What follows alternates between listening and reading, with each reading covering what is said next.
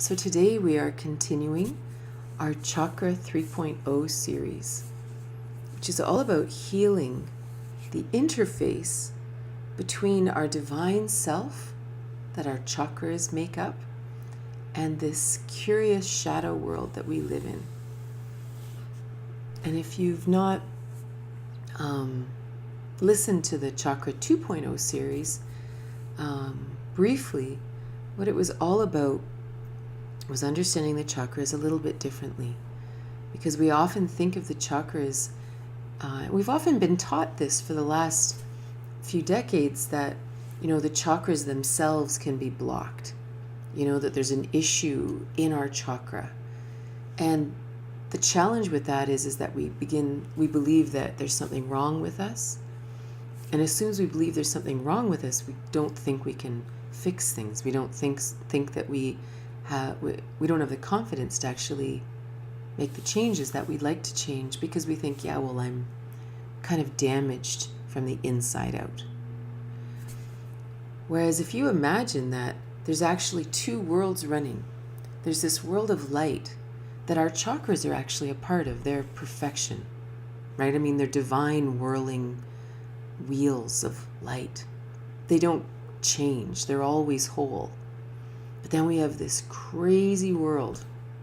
And in this particular chakra, this is about love, but not romantic love with people. It's almost like romantic love with the universe. And so, because the shadow world, because the world we're living in is all about separation. And there's no such thing really as this divine love. It's not really something that's taught. It's not something that we're even told is possible for us, that we need to have an intermediary between us and God, us and the universe, us and whatever. It's also sort of the danger of this idea of expertism, that we believe that there's someone else that has to interpret things for us, whether it's a minister, a spiritual teacher, or it could be an expert in all kinds of fields. But in this particular realm, that I need someone else to help me have this connection. I need a teacher, a guru, a minister, someone like that to connect me. And so this separation out there doesn't make any sense to this heart chakra in here that is divine love. And out here it says, oh, no. You can't have divine love because you are sinful by birth. You are lowly. You are gross, literally heavy energy, right? You are not an enlightened being. So you cannot experience divine love because you're not worthy of it. So that's what the outside world tells us. So then we create this interface in between to sort of try to figure out, how do I live in a world that tells me that I'm, cat food, when I'm actually divine whirling balls of light. And so that was the 2.0 series, which you can listen to on Insight Timer or watch on my YouTube channel or something like that. So this series, the 3.0 series, is how do we heal this interface, right? So how do I still live in the world? The bottom line is the world's not changing. It might be changing, but that's a whole other topic. But the world is what it is. Our happiness or our health can't be dependent on the outside world changing or on other people changing. It's all up to us. So the world is what it is. People are what they are. We are perfection inside. But we have a program in here that says, I can't connect with the divine energy that is inside of me. It's not even like it's out there, that it's inside of me. It's actually like saying, I can't connect to my pancreas. This divine love in our heart chakra is in us. It runs through our system. It's connected to all of our nadis, our energy channels that run through every organ, every thought, every muscle, everything, every emotion. So it's intrinsic.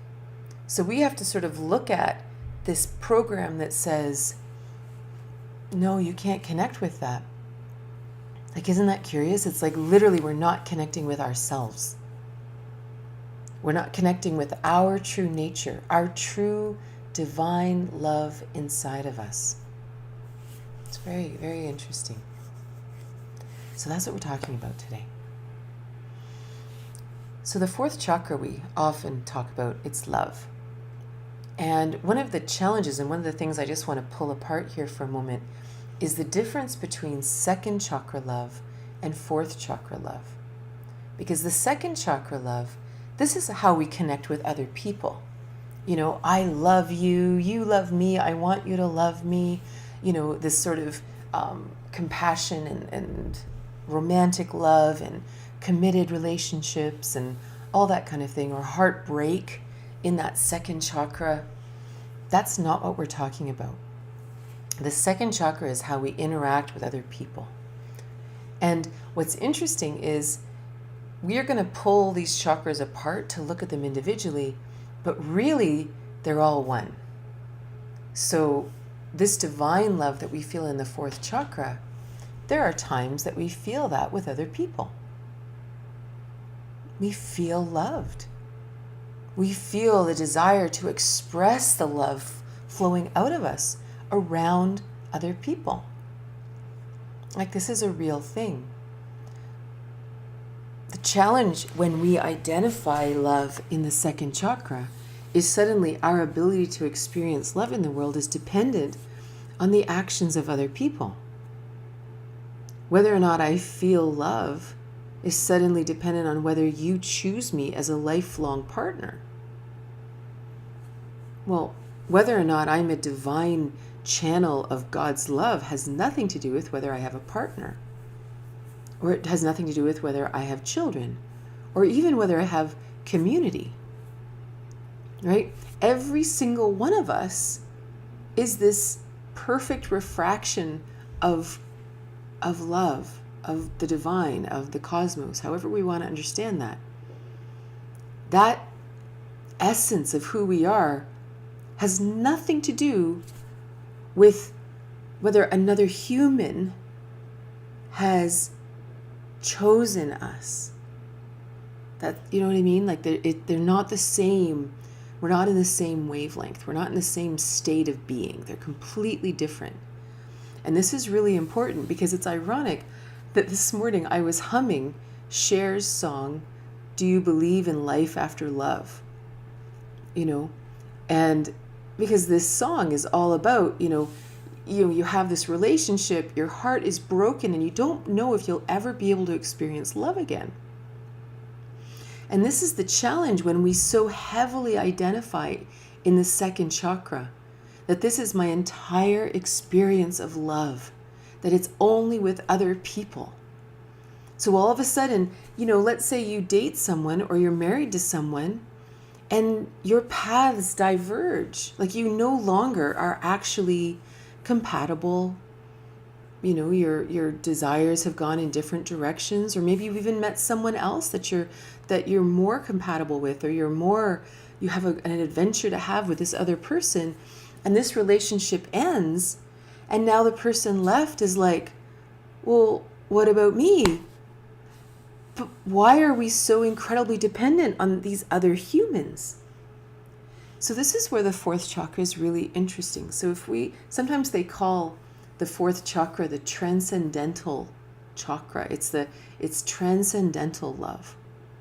So imagine the chakras for a moment. So the first chakra is how we feel connected to the earth, how we feel like we belong in society, abundance, manifestation, all that. It's sort of that, how do we actually exist here on the planet in general almost?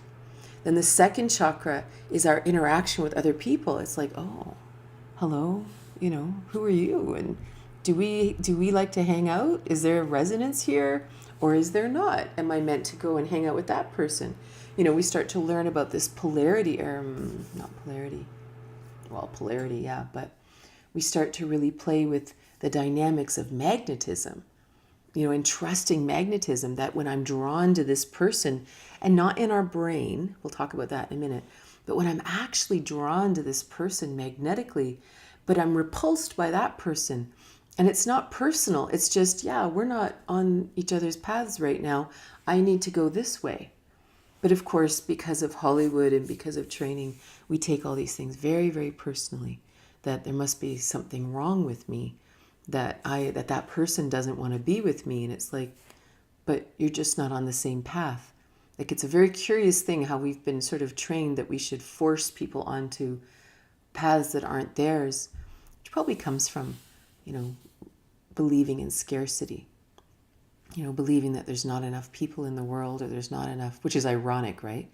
The world has got almost 8 billion people in it, and we're afraid there's not someone for us. But again, this is so deeply trained into us through Hollywood and through family and all kinds of things, right? So then the third chakra is who I am. I almost like, what is my mission? Why am I created uniquely like this? Why are you created uniquely like you are? So these lower chakras, and not lower bad, but just simply in the body, they are lower.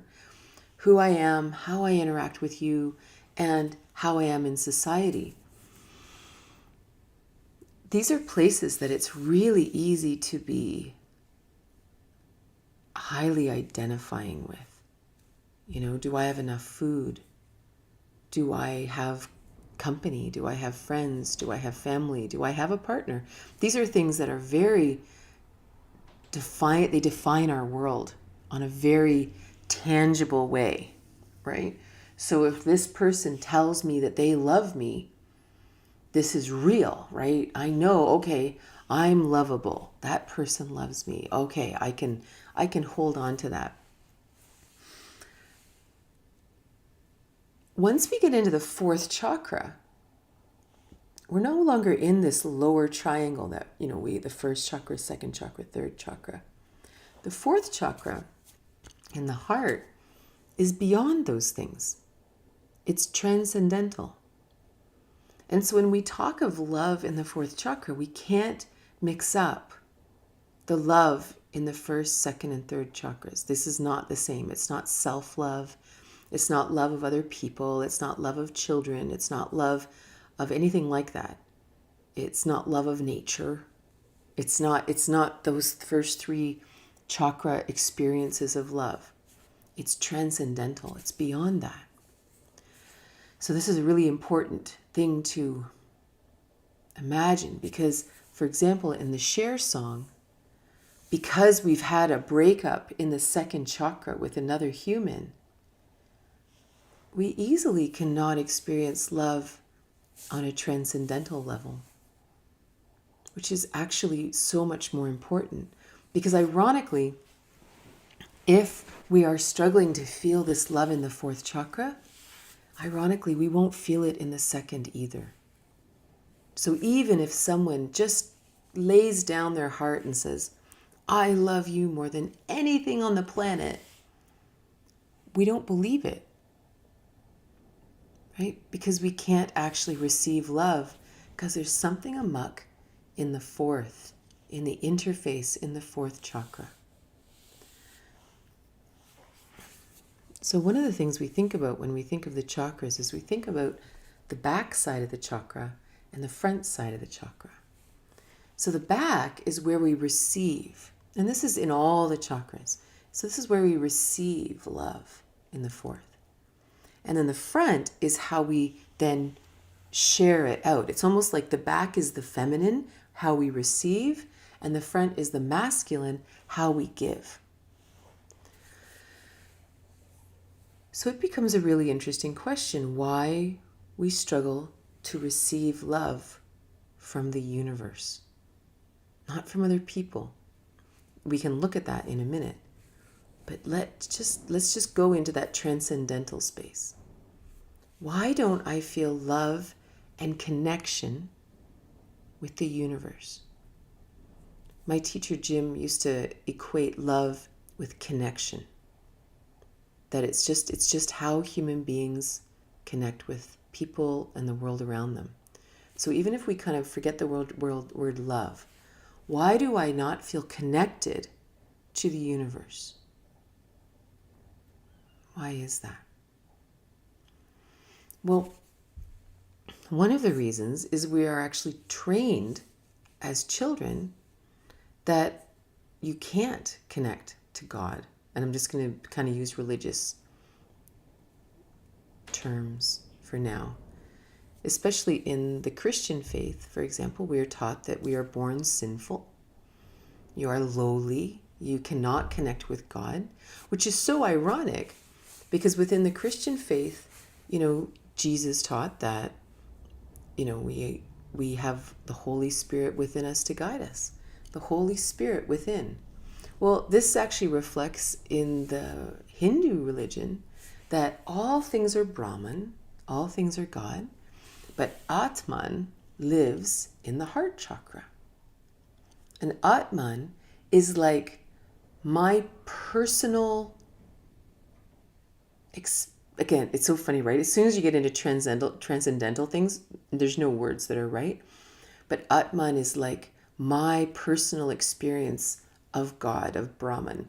So it's almost like the perfection of the universe exists in my heart chakra. And I want to say in a unique way that's right for each one of us, but it's still whole. Even though it might be slightly different or a personal experience of it, it's still whole and perfect inside of each of us. So a lot of the religions have this idea that in the heart center, there is this perfection, this God self right here. Well, we are not taught that this is okay. in most religions, we are like, no, you're not. You're like a dog. You're nothing, and nothing against dogs, right? But you're just this broken human, full of sinful thoughts. There's nothing. Everything's wrong with you, and that's a really big thing too. When you imagine, what did we learn as children? Like, what did we learn as children in terms of receiving love from not individual people, but from our surroundings? So maybe there's the obvious things. Like maybe our parents weren't particularly warm and fuzzy. Maybe they were harsh. Maybe we lived in a family full of judgment and neglect. Maybe we didn't feel love growing up at all. Maybe we lived in difficult homes where there was alcoholism or drug abuse or abuse, period. Well, how can, we come in and right off the bat, we're like 4 days old and we are learning about this universe. We're learning that no, we're not going to be held. We aren't safe. We aren't going to feel love. We're learning this without knowing we're learning it. Right? So that's a huge thing too to unpack, that if we were raised in a home like that, this idea of receiving love through the fourth chakra might be very difficult because it's almost woven into what we learned as a child that doesn't exist. But it's something that we can develop at any time. That's just a program in the interface that says that that's not out there. But we can change the program in the interface. We intrinsically all have a fourth chakra that is perfectly functioning, no matter how brutal our childhood was. The only thing we have to shift is the program that says it doesn't exist. We just have to start to open that possibility that, okay, maybe my upbringing didn't give me the clear view of what's really going on in the world. On a much more subtle level, regardless of the family that we were raised in, even if you had a relatively happy childhood, if we were raised in a home where there was judgment, we will often feel very disconnected from source. And this could be anything.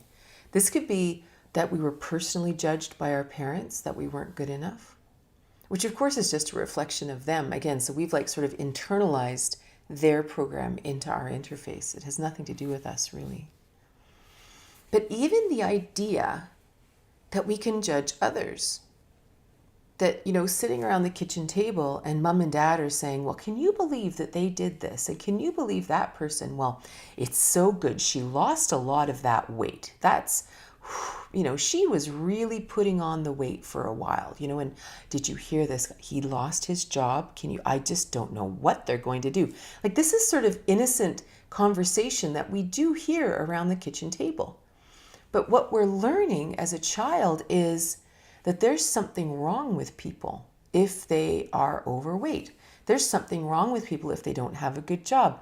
There's something wrong with people, like in my generation and before, it's not quite the same today, but in my generation and before, if you didn't get married, it was like, it's so strange. You never see them with anyone, eh? I wonder what's going on. Maybe they're difficult people. And you hear this in your mind, right? Then we see it in Hollywood movies. Who is the person that, just can't get a job and they're just such a loser and blah, blah, blah. And who's the person who just can't get a date and they're always a bridesmaid, never a bride. We hear this constantly. And then, of course, we see the personification of this person who, doesn't get married and they're just this, whatever. We have this judgment about it. And what we internalize about ourselves is that we can be pulled apart. We can be judged. We can be, that we're less than. And this could be anything. This could be even the weird generalizations that women are this, men are this. That in some cultures, it's better to be born a man. In some cultures, it's better to be born a woman. So it's all caught up in this lower triangle, that this is better than this, and this has more power than this, and this is more interesting than this, and all this kind of thing. As opposed to just being a human. I'm just me. Whether I have a job or I don't have a job, or I'm a male or I'm a female, or I'm gay or I'm straight, or I'm, black, white, red, it doesn't matter. I'm just a human. All these weird judgments say that this is better than this, or this is different than this. And the problem with divine love, the problem with the love, as soon as we start getting into this transcendental space above the duality of the lower chakras, is once we get beyond here, we're dealing with wholeness. We're dealing with the whole universe. And as soon as we think that we're imagine you take us as a whole being and we say, yeah, but I'm not this, so I'm going to cut that out. And I'm not this, so I'm going to cut that out. And I'm going to keep limiting myself. And now, this is actually me. I'm actually this kind of version of me. Well, how can this little kind of twisted, contracted version of me connect with the ultimate cosmos? Right? It can't. Because I'm kind of this weird version of me. And how can I possibly relate and resonate with the perfection of the universe? Unless I believe that I too am perfect and whole. And this is really, really important.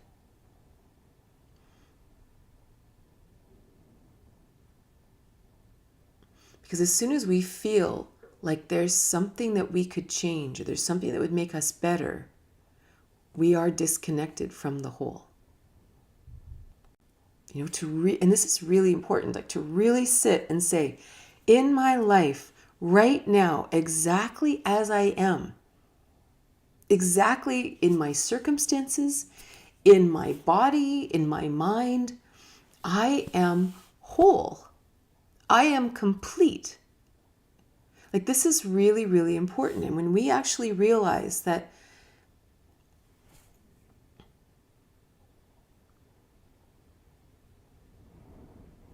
I have this vision of an artist. And the artist is pouring their soul onto an easel. And today they're going to use blue and green and yellow. They're going to paint this beautiful picture, blue and green and yellow. They finish the painting. It's gorgeous. Is that painting whole? Because she didn't use any red. And she didn't put any three-dimensional aspects to the painting. So there's so much more that this painting could have been. But is the painting whole with the blue and the green and the yellow? I think so. That's like us. You know, however we were painted, we're perfect. Are we the same as all those other people? No. Have we had the same experiences of them? Do we have the same thoughts? Do we have the same accomplishments, in air quotes, as them? No. But that doesn't mean we aren't whole. I am whole exactly as I was designed. And all the experiences I'm having, all are part of that. You know, whether my brain gets in there and starts to judge it and say, oh, well, that's not right, and your life sucks, and it could be better, and if you'd made better choices, la, la, la, la. That's all just junk from our brain. That's all just junk from the interface that says there's something wrong with your life path. But we're just all painted differently, but we're all perfect. So now, if we close our eyes right now, and you actually imagine yourself whole, and you breathe deeply, and you actually feel love and connection coming in through the back of your heart from the universe. And this is transcendental. We can't put words to it. It's beyond that. It's beyond romantic love. We just feel this energy coming in from the universe through the back. This is a really big deal. But we have to believe that we are whole right now. And there's a million trainings out there that tell us we're not. But again, these trainings are all just things we've absorbed into the interface. They're not real. They're not real at all.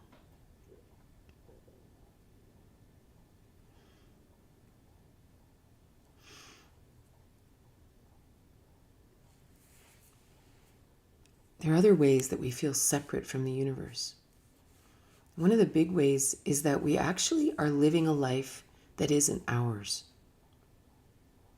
We've actually absorbed some kind of belief system from the people around us, or society, or Hollywood, or our schools, or our religion that says, you need to look this way, you need to act this way, you need to have this kind of job, you need to have this kind of relationship. And you need to deny who you really are in order to achieve it. So now we're kind of living this life that's been created in the interface. It's not actually real. It's like a persona that we've sort of invested in. That here's who I want to be, here's who I should be, so I'm going to live this other thing. Well, as soon as we're living a life that's not ours, we have disconnected from source energy. You know, because we've created something that's a fiction, and we're just sort of trying to live that out, right? It's almost like we're playing a computer game, and we've created an avatar in the computer that has whatever relationship skills, success, you know, whatever. I don't play computer games, but it's like we have this avatar, and we're actually pouring all of our energy into the avatar, and the avatar is living out our life. But it has nothing to do with this life, this actual life, you know? And so, you know, you imagine you're living this life that doesn't really feel like you. So you obviously don't feel like you actually fit in the world, because you have to pretend you're something you're not in order to live here, right? In order to be accepted by society, I have to pretend I'm something I'm not. So this is like deeply telling us that I don't belong. I'm not part of the fabric of the universe. I'm not part of the fabric of life as I actually am. And this is really important because when we start especially getting into this transcendental part, this heart doesn't lie. The problem is we've been trained that we can lie. We can lie to other people. We can lie to ourselves. We can create fantasies and pretend they're real. Like, how you doing? Like, oh, I am great. Great. Yeah, the kids are great. Yeah, and you and your partner. Oh yeah, things are amazing. Nothing that I just said was true. The kids are really struggling and one's doing this and one's doing that. And the truth is I had a great big fight with my partner last night and I don't even know if I even love him anymore. Like that's the truth, but we have been trained to lie.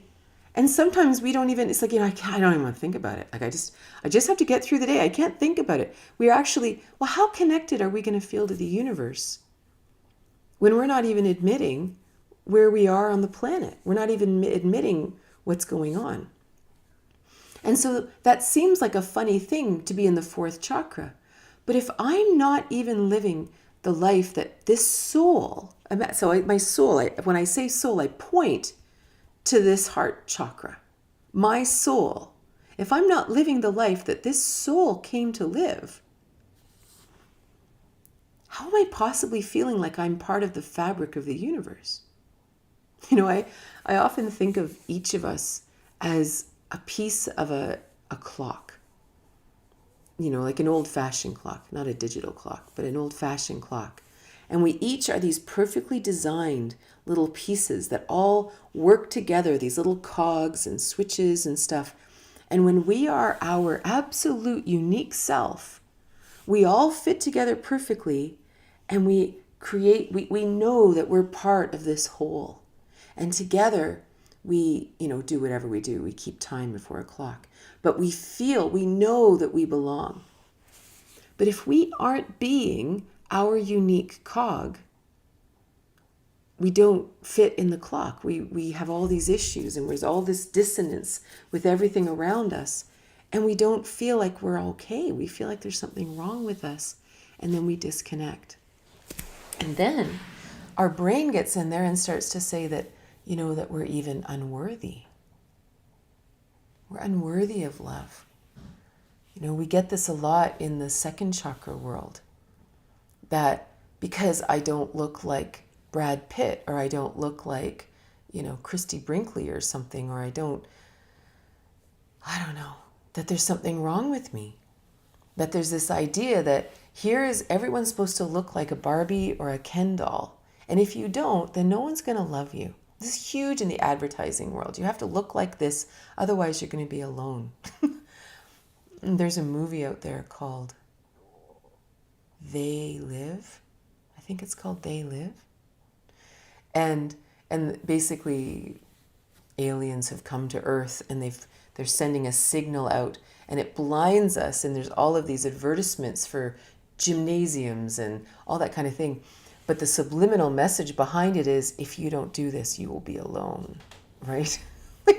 And it's really an interesting thing that we believe that if we're this tall or this short or this fat or this thin or this successful or this or whatever, even if we have the certain hair color or we have no hair at all or whatever, that we are no longer attractive to other people, that we are no longer lovable. And it's such a twist. And it disconnects us from each other, and it disconnects us from this greater love, this fourth chakra love.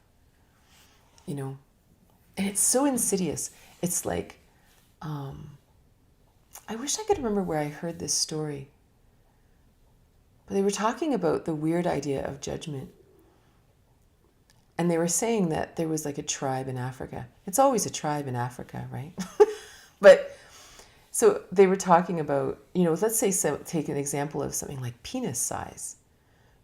It's joked about really cruelly, I think, in my opinion, but that, oh, well, a large penis is better than a small penis, but not too large, like all this sort of thing that we judge. Like we think that if we lined up men and we could judge them based on their penis size, well, this is too small, or this is too thick, or this is too long, or this is too curved, or this is too, like we take a body part and judge it somehow, like that somehow the length of my forearm has something to do with me, or the length of someone's penis suddenly has something to do with whether they're attractive or a great lover or anything. Well, if you've ever had experience with more than one penis, I'll tell you right now that it has nothing to do with anything. Like anyone that knows anything about this knows that this is not a player. This has nothing to do with it, right? And yet we still do this judgment. And whatever this story was, that they were saying that they don't do that. They don't look at a penis and say, well, that's a long penis, or that's a small penis, or that's a thick penis, or that's a thin penis. They just say, that's Peter's penis. That's John's penis. That's Brian's penis. There's no comparison between them. That's just like, this is my nose and that's your nose. Who cares if one is bigger or wider or flatter? Like, what in the world have we done with our brains to start comparing noses? Like, that's nonsense. Like, this is what we really have to understand about this idea in the fourth chakra and the second chakra, that the things that make us lovable are not things like nose size or penis size or the amount of fat on our body or the amount of muscles or the number of cars we have. None of these things are interesting. It's all part of the interface. It's all nonsense. Because the most attractive person is a whole person. Is that person who knows that they are the painting with the blue and the green and the yellow. And they own it completely. They don't walk around wishing they had some red on them, or wishing they were a charcoal sketch and not a painting. They just walk around loving their blue, green, and yellow. These people are so attractive, it messes with the interface, right? It's like when we say, oh no, I have a type. They have to be this tall, their boobs have to be like this, their penis has to be like this. We have this idea that we have a type. We don't have a type, because if you've ever met anyone that is absolutely, completely embracing their incarnation in its wholeness, they are so strangely attractive. Like suddenly you're like, I didn't think I liked bald guys, but there's something about this person. They're so attractive. I didn't think I liked heavy women, but there's something about this woman that just draws me into her. She's so gorgeous. Like, it's our wholeness that makes us attractive. And here we are cutting away at ourselves, trying to fix ourselves when we are perfect right now. So now if we take this second chakra, because we most understand this in the second chakra.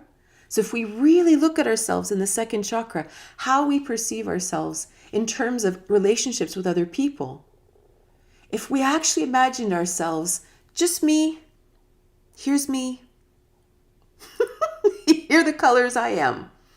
I don't need to be any other colors, because these are the colors I was given, and it's perfection. Now bring that into the fourth chakra. Here I am.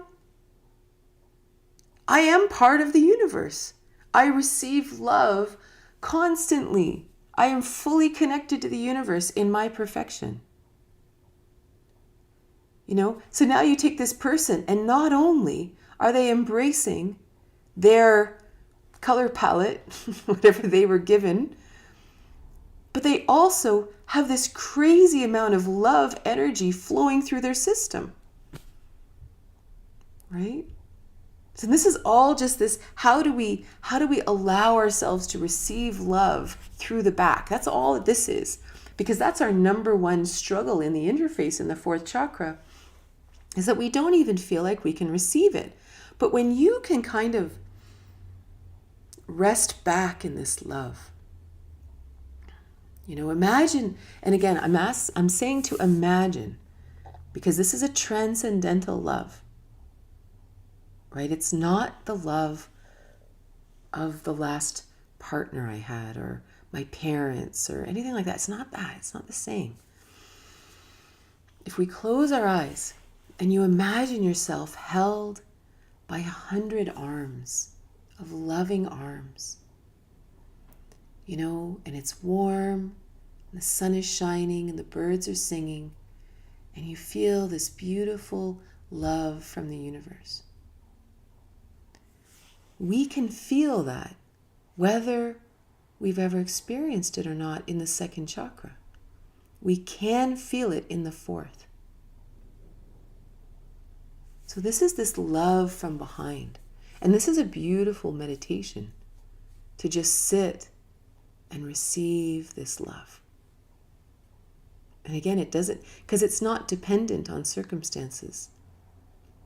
It's not only not dependent on who you are or how the world defines you or how you would define you. It's also not dependent on whether you have a job. Maybe you're in the hospital. Maybe you're in jail. Maybe you live alone. Maybe you live with 7 people. Maybe you make 6 figures. Maybe you work for minimum wage. Maybe you're homeless, right? It's equally there for all of us all the time. It's I remember I used to have this friend that used to come and teach for me at my train station. I've talked about him before, who used to teach like food dharma at my train station. And one time he was traveling and someone said, I need to introduce you to my guru. This is the wisest, most enlightened soul I've ever met. And so they took my friend and they kind of took them into this kind of a darker part of town, and the houses were getting a little bit poorer or whatever. And I don't know where he was in the world. It was another country. It wasn't in Canada. Anyway, and he gets over into this corner and there's this guy sitting there and he's smoking a cigarette and his hair's kind of all ratty and he's got 3 teeth and he's just sitting on this stool and he's smiling. Just smiling, like, and the energy of the sun is just radiating out of his eyes. And my friend was introduced to him and he says, "This is my great teacher." This man owned nothing. He had 3 teeth. But he felt this epic love of the universe flowing through him all the time. This has nothing to do with circumstances. And it's an incredible thing to just embrace. This is the love of the mystics. This is the love that Rumi speaks of. It has not. They're not talking about the love of other humans, right? Our interaction with other humans is just our interaction with other humans, which is great or it's not great or whatever, but it's irrelevant to this God's love, this universal love. And so now imagine that you experience this universal love all the time. In a relationship, out of a relationship, through a breakup, through a courting, through everything. You just experience this epic universal love all the time. Well, then suddenly, so imagine you're single and you're like happy as anything, just like this guy, this lovely teacher of my friend's friend. Do you need to be in a relationship to be happy? No. Maybe you'd like to be in a relationship. So you're like, I'm going to put that out to the universe. I'd like to be in a relationship. Happy as anything regardless, but that would be fun. And then maybe you meet someone and you're like, check this out. Maybe I'll try this. This is fun. But the cool thing is when we have this epic happiness inside of us, we don't need this other person to be something. We don't have expectations of them. And we're actually open to whether or not this is even a match, or whether it's a compatible thing, or whether we build each other up or not. Because I'm not depending on being in the relationship to feel this love. Because this is what happens. If we don't feel this love from the universe, we expect it from other people. So suddenly I become very attached to whether I'm in this relationship or not, because this is where I have been trained that I'm supposed to receive this love. But that's not where we feel the big love, not the love that permeates our soul and runs through our whole bodies and minds. That's coming through the fourth chakra. You know, we can feel romantic love, and it's super fun in the second, right? That's just so fun, heart pounding, so exciting, right? But it's transient. People naturally by nature come and go. They die, they move away, we change, we shift, again, we have this idea in the interface that, this connection with other people is meant to be for life. And if at some point that changes and we go in our separate ways, that we've failed and now we don't have love. Now we don't have security. Now we don't have that. It's like, no. All that comes from the universe. Security comes from the abundance of the earth. Love comes from out here. It doesn't come from people. Now we can feel love with people, but why do we feel love with people?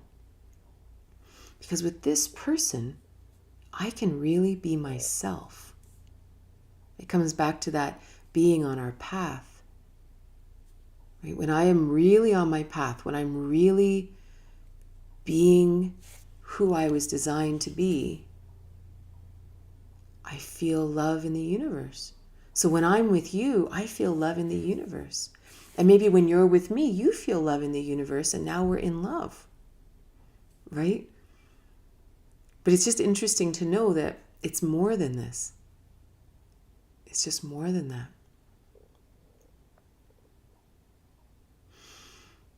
The other part of the heart chakra is the front side, how we give love. And this is really important because again, when we live in a world that's full of judgment, we actually are taught to be judgmental of everything we see. We walk into a restaurant and we're like, oh, can you believe they painted the walls this color? Can you believe he wore that? Can you believe she's with him? What's that? I don't like what they did with that garden. Like, we have this idea that we're supposed to walk around judging everything that we see. So now let's instead go into this transcendental love consciousness of the fourth chakra. And imagine that this incarnation, I love the version, the fact that there's this ancient Chinese symbol, and there's two parts of it. The top part is heaven, and the bottom part is earth. And when you bring heaven and earth together, this symbol is the symbol for human. So we are like a function of God's love. Like, you put it in there, and here's what comes out. Right? This is what I mean by a function. If you have a machine and you put in certain ingredients, this is what comes out. That's us.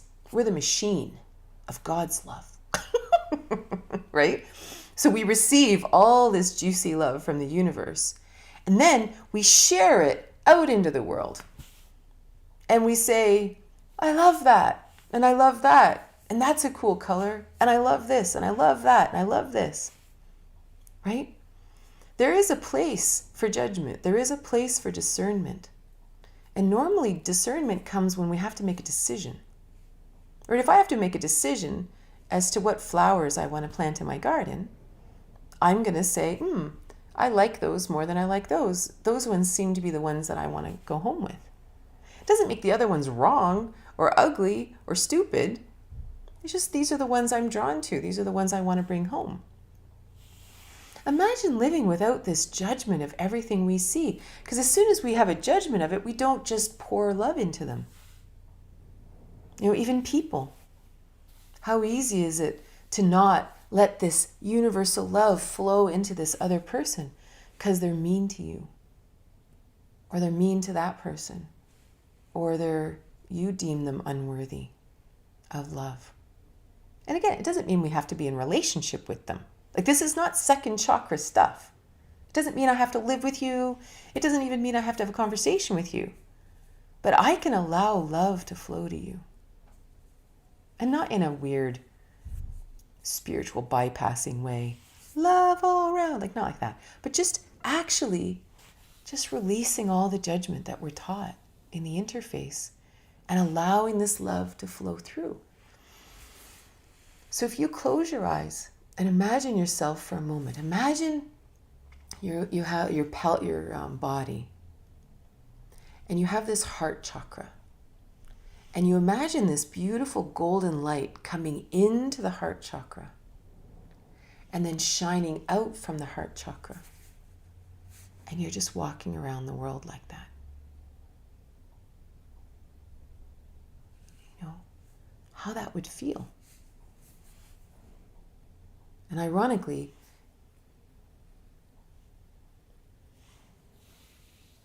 the bottom line of it is always just releasing judgment. Releasing the judgment that you should receive it, releasing the judgment that you should give it. You know, we just let that go, and allow ourselves to be whatever we are.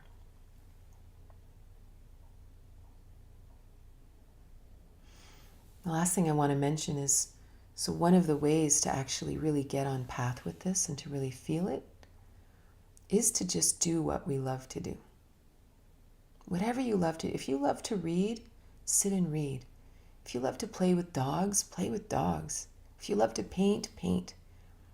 If you love to skydive, skydive. Like the things, there's this one beautiful quote by Rumi. Let yourself be silently drawn by the strange pull of what you truly love. It won't lead you astray. You know, again, releasing the attachments of the second chakra and just do what you love. Just do what you love. And suddenly, something very subtle happens.